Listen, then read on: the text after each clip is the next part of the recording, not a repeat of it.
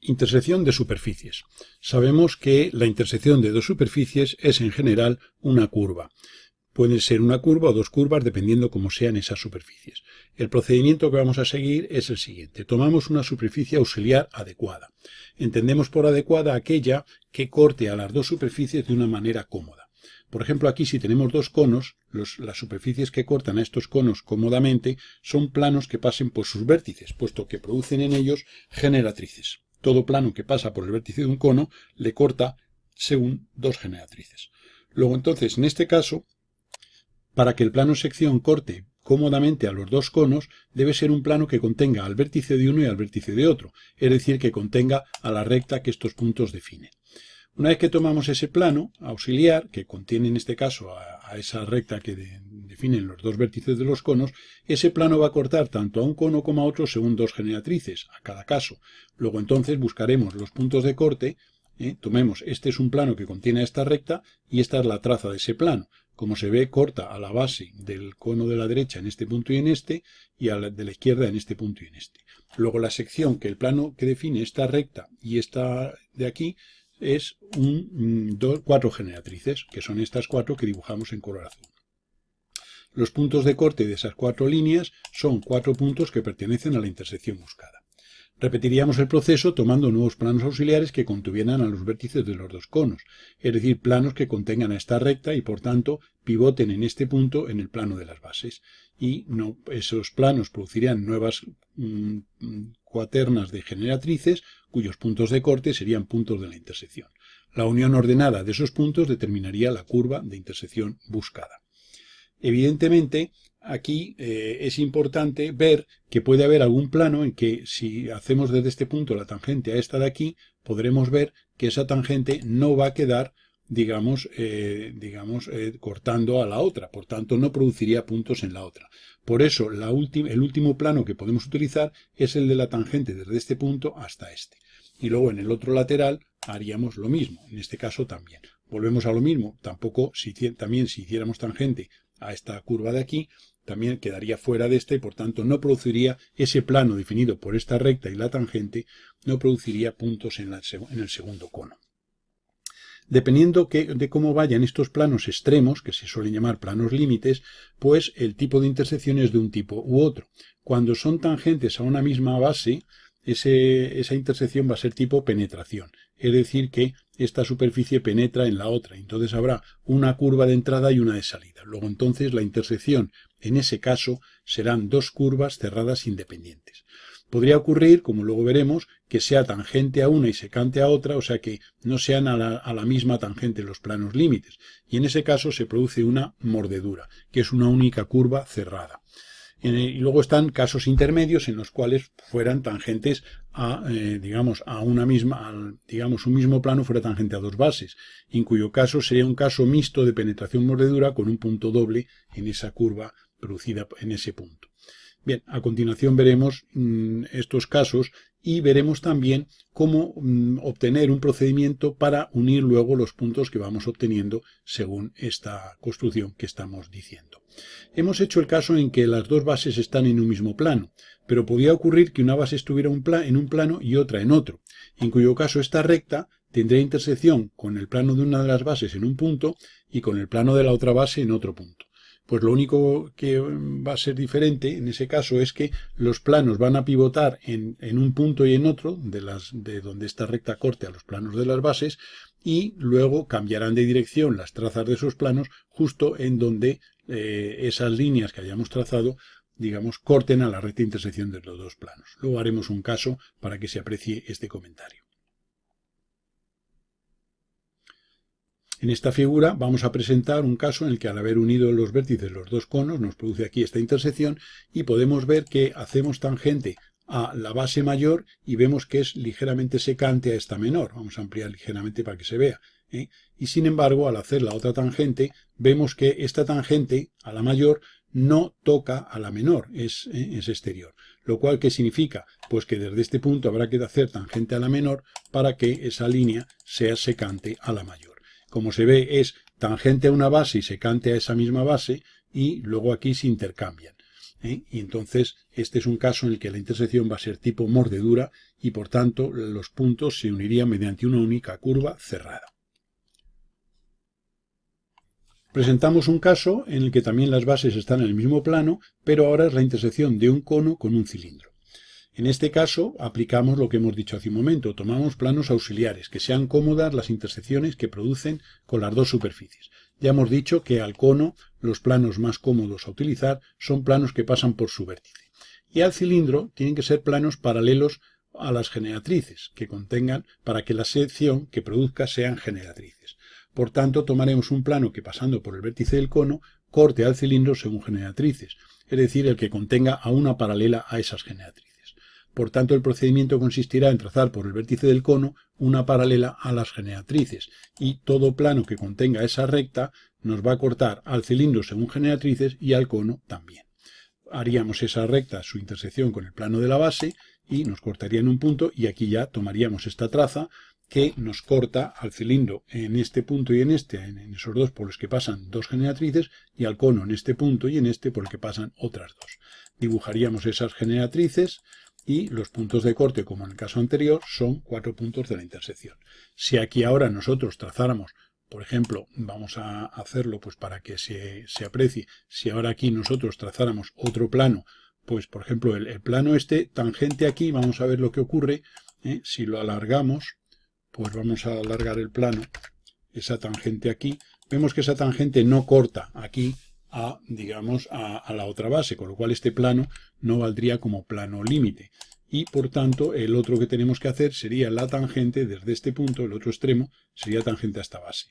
Digamos que a esta base la cortaría según esta generatriz, solamente habría un punto, y a esta otra, pues habría que hacer una paralela, pues digamos a las generatrices por este punto de corte, y haríamos la otra paralela por este otro punto de corte. Y ahora ya el corte de esta generatriz con las dos anteriores nos va a determinar 4 puntos más que hemos dicho que serían, digamos, este y este. Tendríamos en este caso solo 2 puntos, dado que este plano solo corta en un punto que es el de tangencia.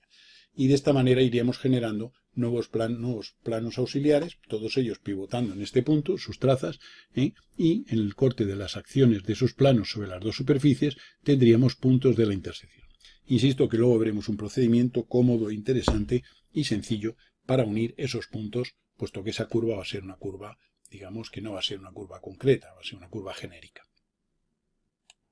Tenemos aquí ahora el caso de dos cilindros. Vemos entonces que los planos auxiliares, para que corten de una manera cómoda ambos cilindros, tienen que ser paralelos a las generatrices de los dos. Por ello, vamos a tomar un punto cualquiera del espacio y, por ejemplo, este de aquí, y vamos a hacer, para hacer un plano paralelo a una y a otra, pues lo que haremos será trazar por ese punto una recta paralela a una generatriz y una paralela a la otra. Trazaríamos una, trazaríamos la otra, y esas dos rectas que se cortan en ese punto definen un plano cuya traza es esta que acabamos de dibujar aquí, cuya traza con el plano de las bases. Por tanto, los planos auxiliares tendrán trazas paralelas a esta, para que de esa manera corten tanto a uno como a otro según generatrices. Y ahora ya simplemente pues trazaríamos aquí esta línea que es paralela a la traza que tenemos aquí y volvemos al caso anterior. Esa línea corta en este punto y en este a esta base, en este punto y en este a esta otra, y ahora por esos puntos dibujamos paralelas y donde se cortan esas 4 líneas tenemos puntos de la intersección buscada. Ese procedimiento repetido con nuevos planos cuyas trazas sean paralelas a esta determinarán nuevas cuaternas de puntos que luego se unirán ordenadamente para tener la curva de intersección. Como se puede ver, estos esquemas que estamos utilizando están realizados en perspectiva. Entonces, este procedimiento es válido tanto para los problemas de intersecciones en perspectiva como para los problemas en diédrica, en acotados o en cónica o en cualquier sistema de representación. Nosotros el esquema espacial de la explicación lo hacemos en perspectiva, lo cual significa que lo vamos a poder utilizar cuando nos pongan una intersección en perspectiva, pero también este método se puede utilizar para cuando la intersección la queremos hallar en diédrica, que es el caso que vamos a estudiar a continuación. Aquí tenemos, por ejemplo, una línea de tierra de diédrica, la base de un cono de revolución, este sería las generatrices, su proyección vertical es un cono oblicuo, como se puede ver, y aquí tenemos la base de un cilindro de revolución, sus generatrices en proyección vertical y sus generatrices en proyección horizontal. vamos a seguir el procedimiento que hemos explicado hace unos minutos, consistente en que tomamos planos auxiliares que corten de una manera cómoda al cono y al cilindro. Para que corten cómodamente al cono, esos planos auxiliares deben pasar por su vértice. Y para que corten cómodamente al cilindro, esos planos auxiliares deben ser paralelos a las generatrices del cilindro, es decir, deben contener a paralelas a dichas generatrices. El procedimiento entonces va a consistir en trazar por el vértice del cono una paralela a las generatrices del cilindro, en proyección vertical y en proyección horizontal. Esta es paralela a esta y esta línea es paralela a esta. De esa recta hallamos la intersección con el plano de las bases, que es el plano horizontal, que sería este punto, es decir, hallamos su trazo horizontal. Y ahora ya desde este punto, pues trazamos un primer plano tangente, que sería este. Vemos que este tangente es secante a esta, con lo cual vale. No haríamos la tangente desde este punto a esta, puesto que esa tangente quedaría fuera de esta otra base y por tanto no nos produciría cortes con la misma. Y luego haríamos una segunda tangente, que en este caso sería esta. Como se ve que los planos límites extremos son tangentes a la misma base, la intersección que vamos a obtener va a ser una penetración, es decir, va a estar constituida por dos curvas cerradas independientes, una curva de entrada y una curva de salida. Digamos que este cono penetra en el cilindro, choca con él y dará una curva por aquí de entrada y una curva por aquí de salida. Bien, una vez hecho eso, vamos a ver el procedimiento para obtener puntos y luego unirlos de una manera ordenada. El procedimiento va a ser, una vez que tenemos estos planos extremos, vamos a trazar entre ellos algún plano auxiliar, por ejemplo este. Se recomienda, claro, evidentemente cuantos más planos auxiliares tengamos, más puntos vamos a obtener a la intersección y por tanto más precisión en el trazado de la curva de intersección. Nosotros hemos metido solo uno, aunque se suele meter dos, como, en fin, todo va a depender del tamaño en el que estemos dibujando. Solo hemos metido uno pues para que se entienda el procedimiento. Luego más adelante veremos un caso en el que metamos dos, por lo menos, para que se vea que el número de puntos aumenta bastante. Bien, tomamos entre eso una zona intermedia entre los dos, para barrer la zona intermedia de las dos superficies. Y entonces ahora el procedimiento es, vamos a establecer dos series de números, esto nos sirve, o de letras, nos sirve para luego unir adecuadamente y ordenadamente los puntos de la intersección. Vamos a establecer dos series de letras, una serie en una de las bases y otra serie en la otra. Quien dice de letras, dice de números. Letras iguales, es decir, que si aquí pongo letras A, B, C, D, aquí pondré también letras A, B, C, D. Como hemos dicho, hay dos curvas por ser penetración, al ser tangente a la misma base, una curva de entrada y una curva de salida. La curva de entrada se va a producir en estos puntos de esta zona, de esta base, y la curva de salida se va a producir en estos puntos de esta zona. Y entonces empezamos a poner letras en la base de la izquierda. Y entonces empezamos siempre por un plano límite. Da lo mismo el plano límite que pongamos. Por ejemplo, ponemos aquí la letra A. Como este plano es tangente, la B la podemos poner aquí o la podemos poner aquí. Da lo mismo, al ser tangente el plano límite. Esta restricción de que cuando es tangente da lo mismo, al iniciar el arranque de las letras, esa distinción nos ayuda a que cuando tengamos, digamos, la intersección, un mismo plano produzca en una base puntos con la misma letra, para garantizar que la intersección entre esas dos generatrices se produce en el espacio. Entonces, si yo pongo aquí A, decido, por ejemplo, poner aquí B, y luego llego aquí y pongo C. Como este plano límite, cuando estoy nombrando aquí, el plano límite es tangente, pues sigo en el sentido con el que venía nombrando, con lo cual es A, B, C, este de aquí entonces sería D. Y termino la curva en A, que sería el E, que coincide con el A. Esa es la numeración que hemos puesto en una de las bases. En la otra, como este es el plano que ha producido aquí el punto A, aquí, vamos a suponer que tomamos esta parte, este será la A de esta base. Como esto es secante, yo no puedo salirme de los planos secantes. Y esta norma me ayuda a garantizar que si pongo aquí B, obsérvese que si pongo aquí B, ya este plano está produciendo aquí en esta B, mientras que este otro es el que está produciendo B. Y nos interesa que el mismo plano produzca letras iguales, para garantizar la intersección de las generatrices que pasan por esos puntos. Por tanto, como este es secante, no me puedo salir de él, luego entonces aquí me viene el sentido obligado y viene hacia acá, con lo cual esto sería la B. A continuación esto sería la C, y ahora vuelvo a llegar a un plano límite, ya extremo, pues como no me puedo salir, tengo que rebotar y volver, con lo cual cuando llego a un plano límite secante, vuelvo, con lo cual este sería D, y este sería E. Esto puedo comprobar, bueno, luego lo haremos ya de una manera rutinaria, pero ahora puedo comprobar que las letras iguales en las dos bases están producidas por el mismo plano. Esto sería la curva de intersección de una de ellas. Bien, ahora vamos a hacer la otra curva, que es esta misma base y estos puntos de esta zona. Ahora lo voy a poner con mayúsculas. Se puede hacer con mayúsculas, con números, en fin, con unas letras diferentes para que me sirva para diferenciar una curva de entrada de la curva de salida. Pongo aquí A. Y ahora puedo elegir al nombrar aquí el mismo sentido que elegí antes o el contrario. Supongamos que elijo el contrario y que le pongo aquí B. Da lo mismo. Al ser tangente los planos límites. Si esto es B, esto es C mayúscula, que coincide con C minúscula. Este es D y aquí vendría el E. Y eso es la numeración de los puntos de esta base que van a producir la curva de salida en el cilindro. Y ahora aquí empiezo en el mismo plano que hice en el caso anterior, en este caso, y entonces la A vendrá aquí. Esa sería la A. Y ahora como este plano límite es secante, me veo obligado a entrar hacia acá. Con lo cual sería BC. Como llevo en plano límite secante, tengo que volver, tengo D y tengo E. Y ya tengo ahí los puntos de la otra base. ¿Qué hay que hacer a continuación? Pues coger y primero para la curva de letras minúsculas, unir cada punto de la base con su vértice y el punto correspondiente de la otra base, en este caso al ser un cilindro, paralela a las generatrices. Por tanto, en este caso uniré A, que este sería el punto A, con su vértice y por este A minúscula haré paralela a las generatrices, que sería esta.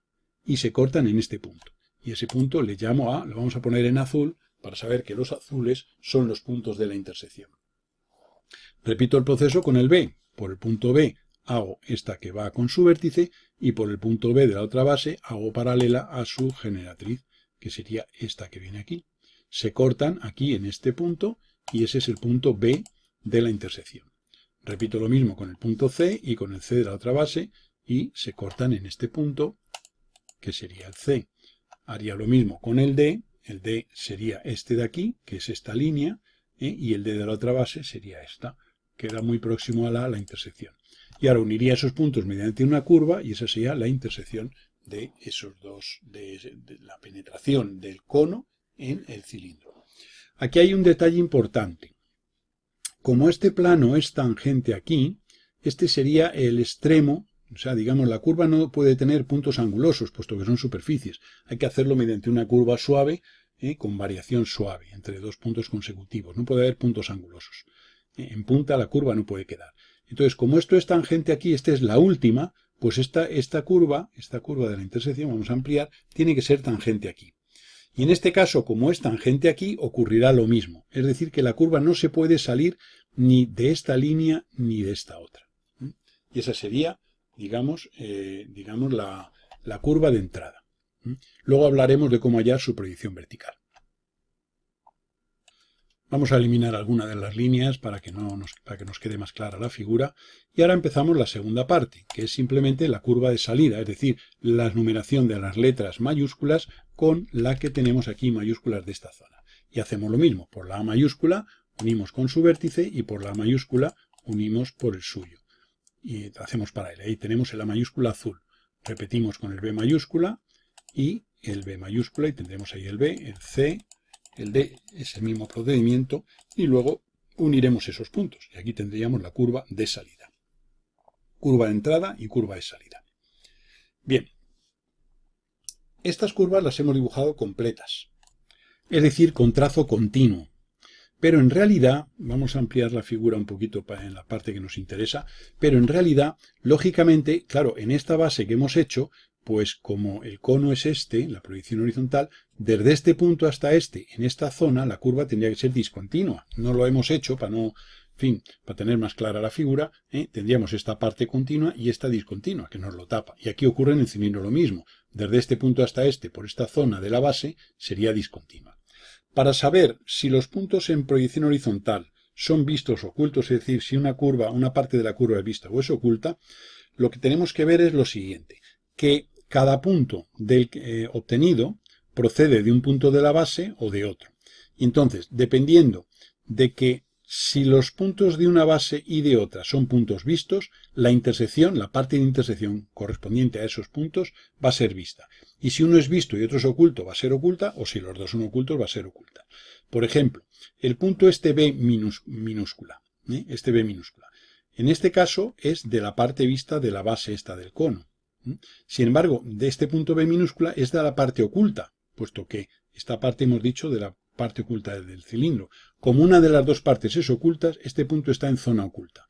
Por tanto, veremos eso. El punto C, este punto C minúscula es de la parte oculta y el C minúscula de esta base también. Luego este tramo de aquí va a ser discontinuo. Y se produce el cambio justo en la tangencia con estas. Y entonces observemos, por ejemplo, que el punto D, que está ligeramente ya hacia acá, aquí el punto D está en una zona oculta y el punto D aquí está en una zona vista. Luego esta curva, toda ella va a ser oculta. Y un detalle, al hacer la curva, aquí observamos que al ampliar hemos cometido un pequeño error, y es que la curva no se puede salir de esta generatriz. Esto es que el sistema informático, el programa con el que trabajamos, como utilizamos una instrucción que se llama spline, pues resulta que hemos unido, como hemos cogido un solo plano auxiliar, hay pocos puntos. Entonces salir de este a este se ha salido. Luego la curva no la puedo dibujar, o sea que realmente la curva vendría por aquí hacia adentro, puesto que no se puede salir de esta generatriz. O sea que esto no estaría totalmente bien. Podemos incluso pues eliminar esta curva y volver a hacer el trazado B, C, D, vaya, perdón un momentito, que lo hemos hecho mal, vamos a hacerlo con un trazado continuo, o sea, vendríamos B, C, vamos a ampliar bastante, D, A, entonces para garantizar que no se nos sale aquí, como se puede ver,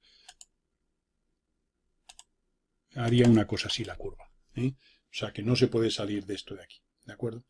Y en este caso sí estaría bien porque no ha habido ninguna P, O sea que esto sería, vamos a ponerlo así, la curva resultante. Y esa precaución hay que tener, esto es el programa informático, no puede salirse evidentemente de la superficie. Presentamos ahora la numeración de las bases, supongamos que esta es la planta de una intersección, este es un plano límite y este es el otro. Como se puede ver, es tangente a la menor y secante a la menor por este lado, y aquí es al revés. Entonces, en este caso va a ser una intersección tipo mordedura, es decir, que la intersección va a ser una curva única, cerrada e independiente, sin puntos angulosos como siempre. Entonces, los puntos angulosos se producen cuando una de las superficies es un poliedro, es un prisma, una pirámide, pero si no, serán curvas, digamos, normales.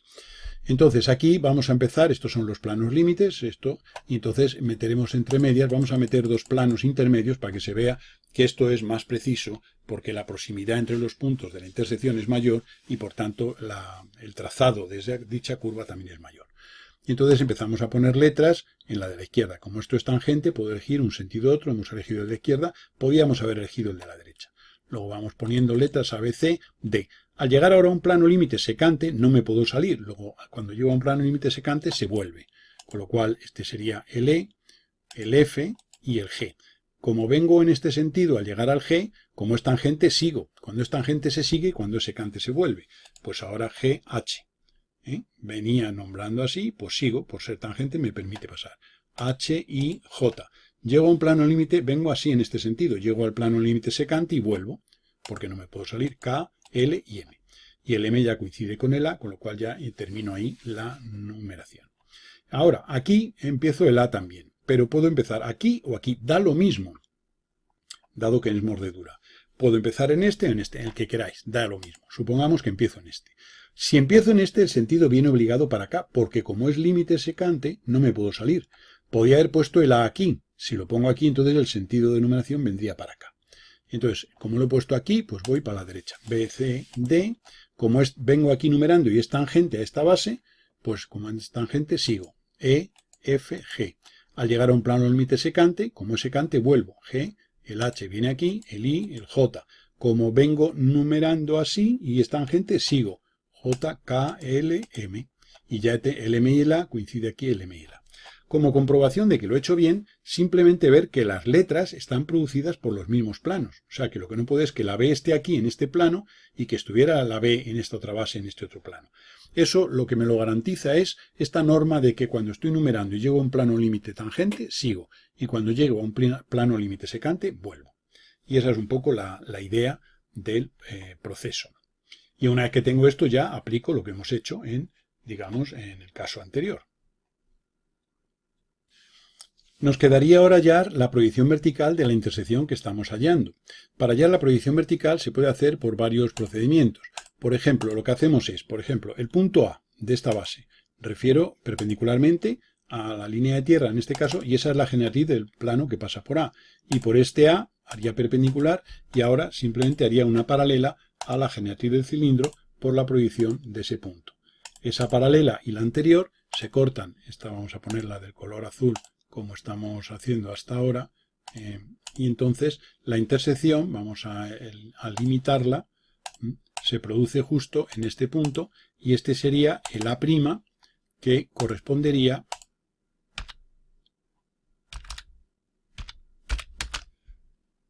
vamos a ponerlo bien, este sería el A', esta sería la letra A' del punto azul. Repetimos el proceso con el punto B.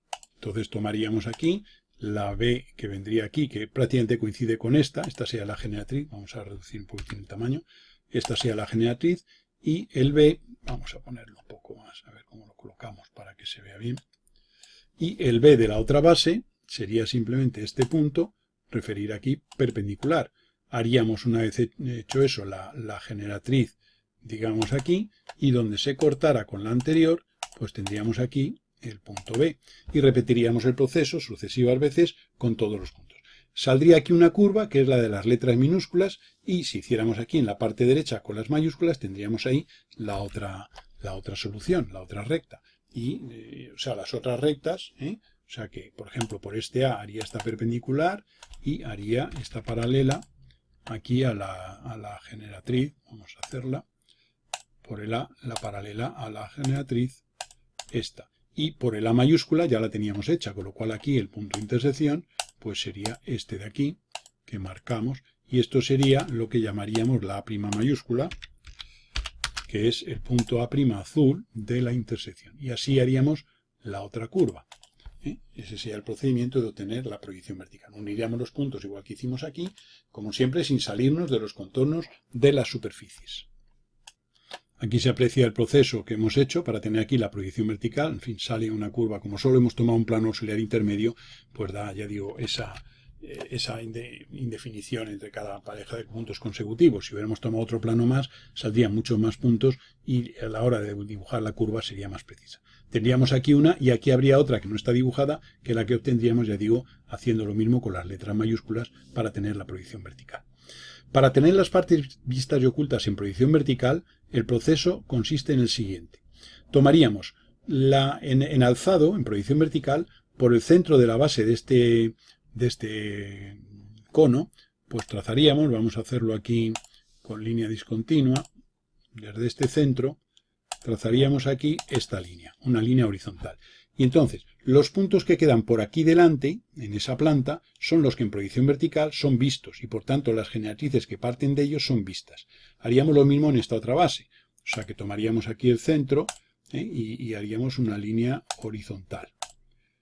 Bueno, esto se hace, bueno, no lo vamos a, en fin, no perdemos tiempo en ello. Por el centro haríamos otra línea horizontal. Entonces los puntos que quedan por aquí delante en la base son los que en alzado son vistos y los que quedan por detrás son los que en alzado son ocultos. Igual que aquí estos en alzado en proyección vertical son ocultos. Y el criterio es el mismo. Para que una zona de puntos de la intersección sea vista, tiene que proceder de puntos vistos tanto en una base como en otra, en esa proyección. O sea que aquí, por ejemplo, en proyección vertical, pues solamente sería visto en esta base el C minúscula. Los demás serían ocultos. Luego la proyección vertical, prácticamente toda ella sería oculta de la parte saliente de la intersección. Y aquí, pues sería también estos puntos. Incluiríamos a lo mejor estos dos, y entonces de ahí se establecen las partes vistas y ocultas. En proyección horizontal, esta es la parte oculta y esta es la parte vista de esta base. y aquí esta es la parte vista de esta base y esta es la parte oculta. Para que un punto sea visto en la intersección, tiene que proceder de puntos vistos en ambas bases. Y si es oculto en una o oculto en las dos, el punto es oculto y por tanto esa zona de la curva va a ser discontinua, trazo discontinua. Proyección vertical. Hacemos líneas horizontales por el centro de la base y lo que queda en la parte delantera de aquí en alzado va a ser visto tanto en una como en otra. Y esos son los puntos vistos que son en proyección vertical y por tanto las generatrices que parten de ellos son vistas. Si el punto de intersección procede de dos puntos vistos en proyección vertical, pues esa zona de la intersección será vista y si no, será oculta. En el supuesto de que estuviéramos en intersecciones en vez de superficies, digamos, de conos y cilindros, si fueran prismas y pirámides, en los que las bases son polígonos, el proceso es el mismo, solo que los planos auxiliares ya no son planos que hacemos aquí arbitrariamente, sino que son planos que pasan por los vértices de cada una de las dos bases. Evidentemente habrá algún plano, supongamos que esto fuera un vértice, si esto es aquí, al hacer ese plano, esto queda exterior a ese plano no se puede utilizar, y el primero que se utilizaría sería el de esta otra base que va hacia el punto en cuestión. En ese caso, el proceso es el mismo, lo único que los planos auxiliares pasan por puntos que son los vértices de las bases. Supongamos que esto fuera la proyección horizontal de las bases de, pues, por ejemplo, de dos pirámides. De una pirámide esta es su base y esta es otra. Hemos eliminado todo lo demás. Y que al hacer el proceso de intersección, pues las pirámides las consideramos como si fueran conos. Si fueran prismas, los consideramos como si fueran cilindros. Esto es a efectos de la determinación de los planos auxiliares. Entonces, supongamos que hemos hecho todo el proceso y que este es el punto en el que pivotan los planos auxiliares, las trazas de los planos auxiliares.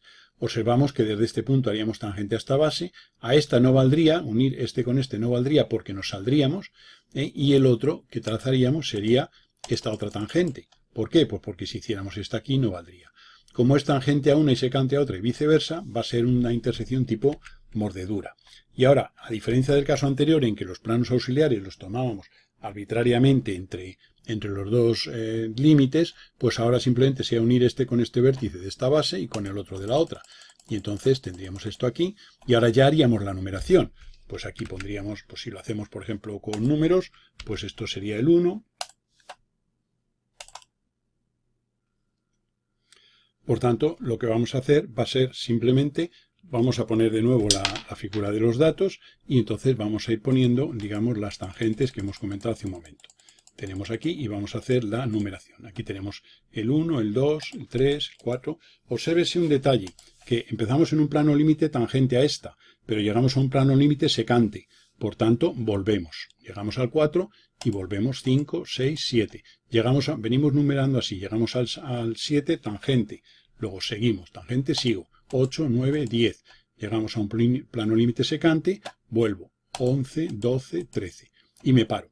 Y ahora empiezo en esta. Puedo empezar en este punto o en este. Antes lo hice en esta zona, pues ahora lo voy a hacer en este. Y da lo mismo, pongo el 1 aquí. Si lo elijo aquí, me veo obligado a venir para acá. Siempre empiezo en un plano límite, y entonces al ser secante tengo que venir para acá. 1, 2, 3, 4. Como llego a un plano límite tangente, sigo. 5, 6, 7. Como llego a un plano límite secante, vuelvo. 8, 9, 10. Como es tangente, sigo. 11, 12 y 13. Y entonces ahí tendría ya la numeración. Como esto es de una base y esto es de otra, y ahora ya este punto 1 lo uniría con el vértice de su pirámide, el otro 1 con el suyo, y donde se cortaran tendría el 1.